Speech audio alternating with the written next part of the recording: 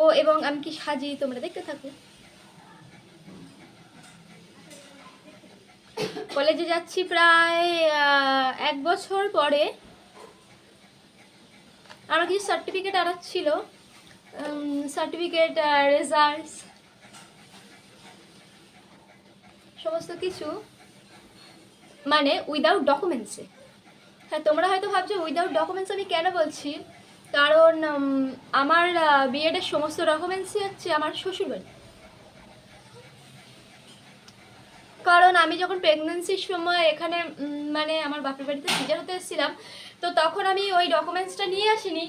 আর আমার নিয়ে আসার কথাও ছিল না, কারণ আমি প্রেগনেন্ট অবস্থায় সেখানে আমি সমস্ত ডকুমেন্টস একেবারে গোছ গাছ করে আনবো, আমি তো আর ওখানে ফিরতে পারবো না, এটা তো আমি আর জানতাম না, তাই না? তো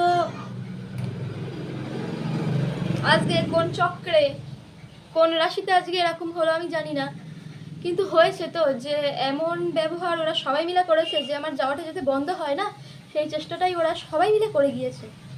তো আমার মেয়েকেও ওরা ছাড়িনি। দুধের শিশু বলছে আমি রেডি না তাদের নিয়ে যাওয়ার জন্য, আমার শাশুড়ি।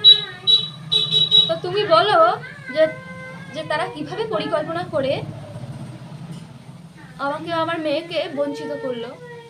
সেই জন্যেই আর দেশে এত অরাজকতা এখন চলছে। তো বিএড কলেজের আমার সমস্ত ডকুমেন্টস তুলে আনাটা ভালো, কারণ কখন কি হবে সত্যি বলা যায় না।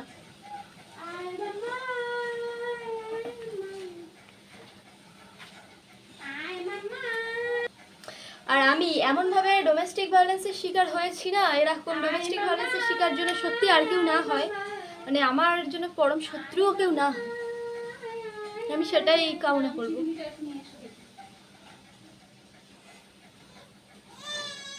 আর কেনই বলো তো হবে, এটা এমএ পাস করা, বিএড কমপ্লিট করা মেয়েকে যদি বারবার বারংবার তার সবাই মিলে বলা যায় যে তোমার যোগ্যতা নেই, তোমার যোগ্যতা নেই, তাহলে সত্যি কি শোভনীয়? মানে যোগ্যতার প্রমাণ হিসেবে কি চাইছে যে মাসে 50,000 টাকা করে ইনকাম করা? মানে ইভেন আমার শাশুড়ি আমাদের বাড়িতে এসে, শাশুড়ি এবং ননদ বাড়িতে এসে ঝগড়া করে গিয়েছে, তখন আমার সিজারের হচ্ছে 1 মাস বয়স, মানে বলছে যে তুমি যে চাও তাই হবে নাকি, এইরকম ভাবে বলেছে আমাকে।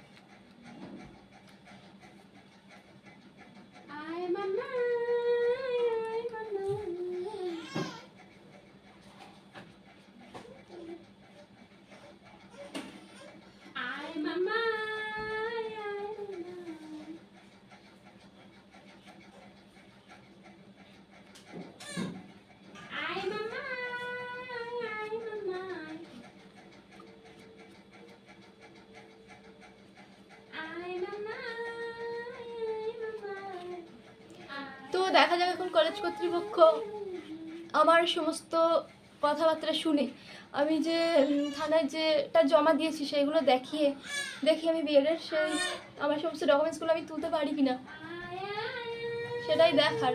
এবং আমার মনে হয় যে সমস্ত ডকুমেন্টসগুলো তুলে দেবে, কারণ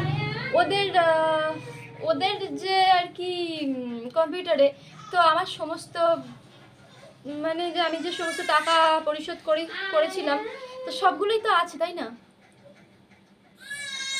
তো না দেওয়ার কি আছে বলো?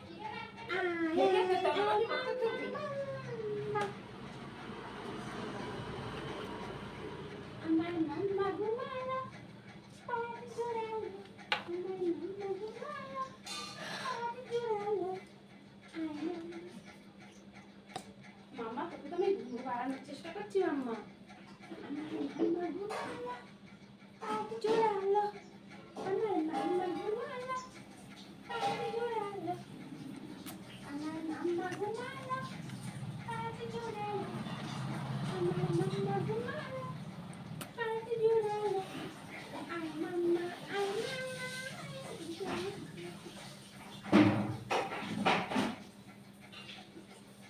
আমার মাম্মা ঘুমালো তাড়াতাড়ি চলে আলো এত ডিপ করে আমি করবো না।